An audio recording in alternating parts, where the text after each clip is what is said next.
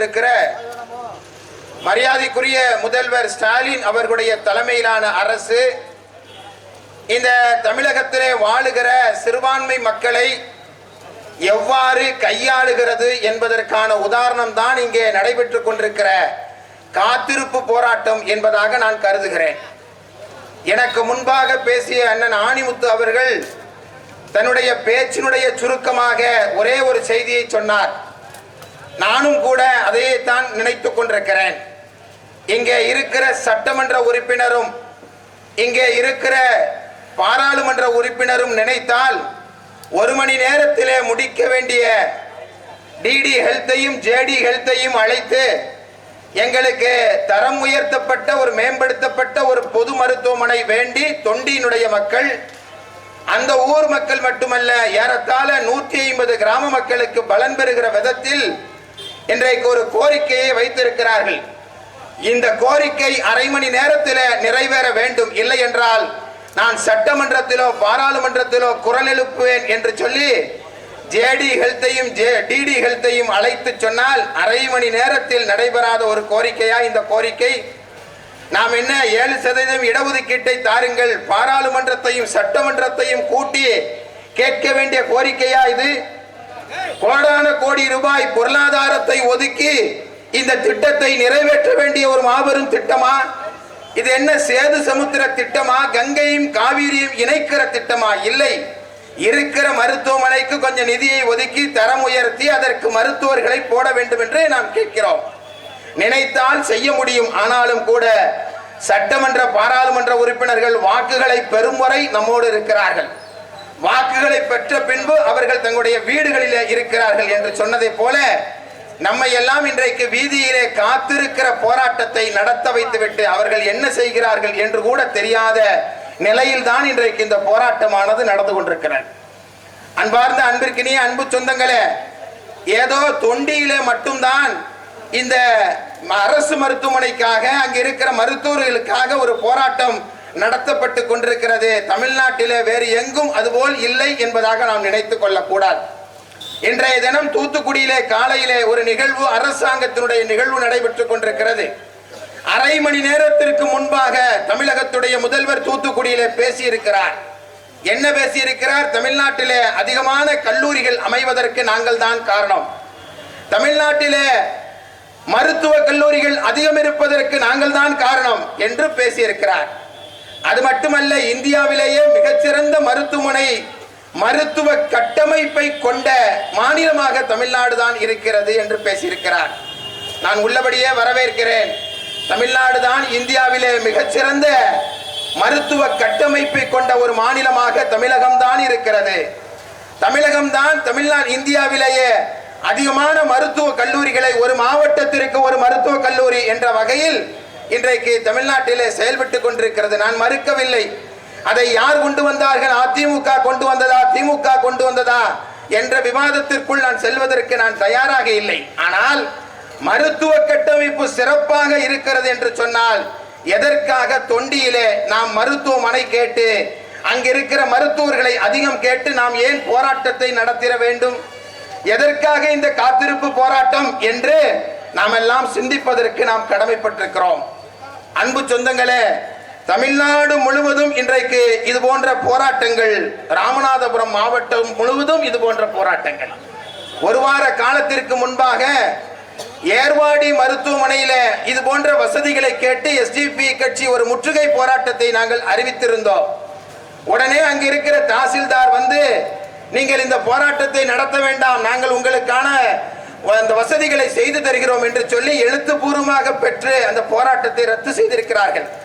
அதற்கு 2 தினங்களுக்கு முன்பாக முதுகலத்தூரினுடைய அரசு மருத்துவமனையினுடைய தரத்தை உயர்த்த கோரி எஸ்டிபி கட்சி ஒரு முற்றுகை போராட்டத்தை நடத்தி கைதாகி சிறை சென்றார்கள். இது மாதிரி ராமநாதபுரம் மாவட்டம் முழுவதும் எல்லா பகுதிகளிலும் இன்றைக்கு மருத்துவ வசதி இல்லாத நிலை இருக்கிறது. ராமநாதபுரத்திலோ அதுபோல முதுகலத்தூரிலோ அதுபோல இந்த ராமநாதபுரம் பகுதியுடைய இதர பகுதிகளிலே மருத்துவமனை வேண்டி நாம் கோரிக்கை வைப்பதும், மருத்துவமனையை தரம் உயர்த்த நாம் கோரிக்கை வைப்பதும், அதிக மருத்துவர்களை தாருங்கள் என்று நாம் கோரிக்கை வைப்பதற்கும் தொண்டியில கோரிக்கை வைப்பதற்கும் ஒரு வித்தியாசம் இருக்கிறது என்பதாக நான் கருதுகிறேன். ஏன், தொண்டி என்ன பாரம்பரிய ஊர், அதனால அதுக்கு ஒரு அடையாளத்துக்கு ஒரு மருத்துவமனை தாருங்கள் என்பதா? இல்லை. இது ஈசிஆரிலே இருக்கிறது. இது ஈசிஆரிலே இருக்கிறது. உங்கள் ஊரை சேர்ந்த அன்பு சகோதரர் நமது ஆஷிக் அவர்கள், வழக்கறிஞர் ஆஷிக் அவர்கள் ஒரு ஆர்டிஐ பெற்றிருக்கிறார். 2005 இருந்து இப்பொழுது வரை 2024 வரை இந்த சாலை ஓரத்தில் இருக்கிற இந்த காவல் நிலையத்திலே மட்டும் விபத்து வழக்குகளாக பதிவு செய்யப்பட்டது 248 வழக்குகள் பதிவு செய்யப்பட்டிருக்கிறது. அதிலே அந்த விபத்துகளிலே இறந்தவர்கள் 93 பேர் இறந்து போயிருக்கிறார்கள். ஏறத்தாழ 500க்கும் அதிகமானோர் அதிலே காயம் பட்டிருக்கிறார்கள் என்கிற புள்ளி விவரத்தை அரசாங்கமே தந்திருக்கிறது. காயம் பட்டிருக்கிற இறந்து போயிருந்தால் மட்டும்தான் அரசாங்கத்துடைய கணக்கிலே வரும். காயம் பட்டிருந்தால் வருமா? நம்ம பைக்ல போறோம், ரோட்ல ஒரு ஆக்சிடென்ட் ஆயிடுச்சு, நமக்கு கைகால் அடிபட்டு இருக்கின்றது என்று சொன்னால் நேரா போய் ஒரு பிரைவேட் ஹாஸ்பிட்டல்ல படுத்து நம்ம சரி செய்து கொள்வோம், அப்படிதானே? அதுபோல பல காயங்களை நாம் வீடுகளிலேயே நாம் அதை தீர்த்து கொள்வோம். மருத்துவமனைக்கு கூட செல்லுவதில்லை, காவல் நிலையத்திலே அது புகாராக மாறுவதில்லை என்கிற வகையில் பதிவு செய்யப்பட்ட வழக்குகள் மட்டும் 248 என்று சொன்னால் என்னை பொறுத்தவரை ஒரு 500 வழக்குகளாக இருக்கும். அதுல 250 வழக்குக்கு அவங்க கோர்ட்டுக்கோ போலீஸ் ஸ்டேஷனுக்கோ ஹாஸ்பிட்டலுக்கோ போயிருக்க மாட்டாங்க. ஏங்க தேவையில்லாத வழக்கு, நாங்க 2 பேரும் காம்ப்ரமைஸ் ஆகி கொள்ளுகிறோம் என்று சொல்லியிருப்பார். அப்படிதான் நடந்திருக்கணும். எனவே இந்த ஈசிஆர் என்பது அதிகமாக விபத்துகள் நடக்கிற பகுதி. இந்த பகுதியிலே ஒரு விபத்து நடந்தால், கைகால் முறிவு ஏற்பட்டால், தலைக்காயம் ஏற்பட்டால் உடனடியாக தொண்டியிலே இருக்கிற மருத்துவமனை அதற்கு தயாரில்லை என்ற காரணத்தினால் இங்கிருந்து ராமநாதபுரத்திற்கோ அல்லது ராமநாதபுரத்தில் இருந்து சிவகங்கைக்கோ அல்லது சிவகங்கையில் இருந்து மதுரை மருத்துவமனைக்கோ அந்த நோயாளியை அனுப்பி வைக்கிறார்கள். ஒரு நோயாளிக்கு, அது ஆக்சிடென்ட் ஆன ஒரு நோயாளியினுடைய கோல்டன் ஹவர் என்பது எவ்வளவு நேரம்? 1/2 மணி நேரம் தான். அந்த 1/2 மணி நேரத்தில் அவருக்கு சரியான சிகிச்சை வழங்கப்படவில்லை என்று சொன்னால் ஒன்று அவர் இறந்து போய்விடுவார், இல்லை என்று சொன்னால் வாழ்நாள் முழுவதும் அவர் முடங்கி போய்விடுவார். அவருடைய கைகால் முடக்கம் ஏற்பட்டுவிடும், அல்லது மூளை சரியாக வேலை செய்யாது, நினைவு தப்பிவிடும் என்று சொல்லுகிற செய்திகளை நமக்கெல்லாம் தெரியும். எனவே அப்படி ஒரு ஆபத்தான சூழலில் இந்த ஈசிஆரில் இருக்கிற தொண்டி மருத்துவமனையை நீங்கள் தரம் உயர்த்துங்கள், மேம்படுத்தப்பட்ட அந்த வகையில் இந்த மருத்துவமனைக்கு தேவையான மருத்துவர்களை நீங்கள் கொண்டு வாருங்கள் என்று சொல்லி இன்றைக்கு 25 ஆண்டு கால கோரிக்கையாக இந்த கோரிக்கைக்கான போராட்டத்தை இன்றைக்கு நாம் நடத்தி கொண்டிருக்கிறோம். எனவே நம்முடைய கோரிக்கை என்பது நியாயமானது. தொண்டியில வாழுகிற சிறுபான்மை சமூக மக்களை பொறுத்தவரை அவர்கள் தங்களால் இயன்ற பொருளாதாரத்தை கொண்டு அவர்கள் தனியார் மருத்துவமனையிலே அவர்களால் சிகிச்சை பெற்றுக் கொள்ள முடியும், அப்படிதானே? எல்லாரும் கவர்மெண்ட் ஹாஸ்பிட்டலுக்கு போறாங்களான்னு கேட்டா இல்ல, வேண்டாங்க. கவர்மெண்ட் ஹாஸ்பிட்டலுக்கு போனா தலைவலிக்கு போனாலும் தானா ஆனா, வயிற்று வலிக்கு போனாலும் தானா ஆனா, கைகால் வலிக்கு போனாலும் தானா ஆனா, எதுக்கு அந்த தானா ஆனாவே நமக்கு வேணாம் என்று சொல்லி நாம எல்லாம் என்ன செய்யறோம், ஒரு பிரைவேட் ஹாஸ்பிட்டலுக்கு நாம போயிடுறோம்.